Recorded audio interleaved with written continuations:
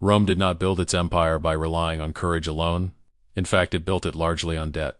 We usually imagine Roman legions as disciplined, honorable, and unstoppable warriors. But in reality, things were a bit more complicated. Behind every shining helmet and sharp sword was a massive logistical system. Thousands of soldiers needed food. Weapons had to be produced. Roads had to be built. Soldiers had to be paid. Horses needed feed. Siege machines required timber and labor. And all of these had one thing in common. They all required money, a lot of it. So how did Rome finance wars that lasted for centuries? And an even more important question: why does this still matter today?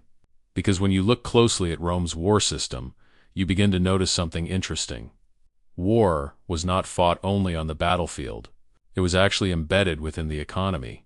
And once that system started running, stopping it became almost impossible. For Rome, expansion was not a choice. It was an economic necessity. Sound familiar? Let's go back for a moment. In the early years of the Roman Republic, the army was actually made up of citizens. If you owned land, you could be drafted into the army. Soldiers brought their own weapons and returned to their farms after the war ended. But as Rome expanded, things began to change. Wars started lasting much longer. They were fought in much more distant regions. The old system was no longer working.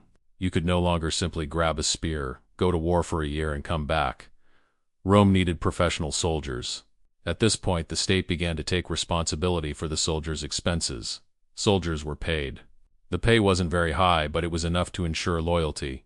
Then the most critical part of the system appeared. For Rome, conquest became a revenue model. Every new territory meant new taxes, new slaves, new mines, new tribute. In other words, war was financing more war. A cycle had formed. But this is where things started to become dangerous. Rome did not rely only on taxes. It also borrowed money. Especially during the major wars against Carthage, the state borrowed large amounts of money from wealthy Roman families. And these were not donations. They were investments. And investors expected certain things in return: interest, tax collection rights, commercial privileges in newly conquered lands. In other words, war was slowly turning into a business model. And the more profitable it became, the more wars started. Sound familiar?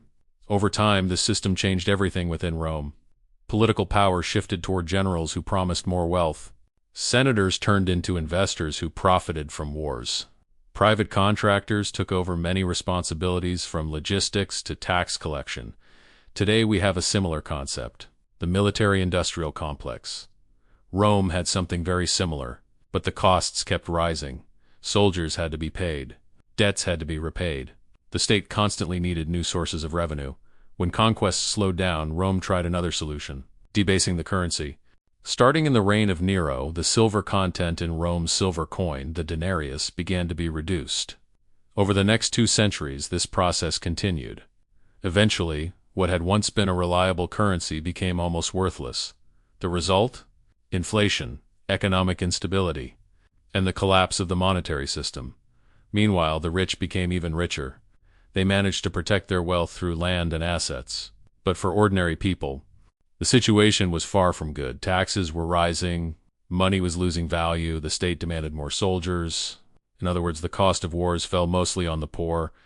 This was not just a military crisis, it was an economic crisis. Now let's pause for a moment and look at today. Governments with massive budget deficits. Wars financed through debt. Central banks printing money. Companies making enormous profits from defense contracts. An economy that must constantly grow just to keep the system alive. It's not exactly the same, but the similarities are striking. Rome teaches us an important lesson. An economy based on constant expansion eventually reaches its limit. There are no more lands to conquer, no more resources to extract. And when that happens, the system turns inward. The state begins placing heavier burdens on its own people. That is exactly what happened in Rome. Taxes increased, currency lost value. And to keep the population distracted, the famous policy of bread and circuses was introduced. Today we call these things by different names. We call it taxation, we call it monetary policy, we call it stimulus packages.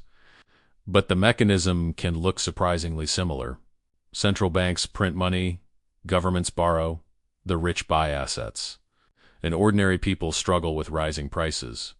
That's why economic history matters. These are not just old stories, they are warning signs. When we look at Rome's story, we see this. A state had become addicted to growth. Debt had expanded. Currency had lost its value, and the system could no longer slow down. Today, the world is different, but some rules remain the same. Money and power always move together. War can still be profitable, and economic illusions work for a while, until they don't. If there is one thing you can do, it is this. Understand the system, because most people don't. Most people just watch the headlines. But the real questions are, who earns the money, who provides the debt, and who ultimately pays the bill? If history teaches us anything, it is this. Empires do not collapse when enemies reach the gates. They collapse when the math stops working.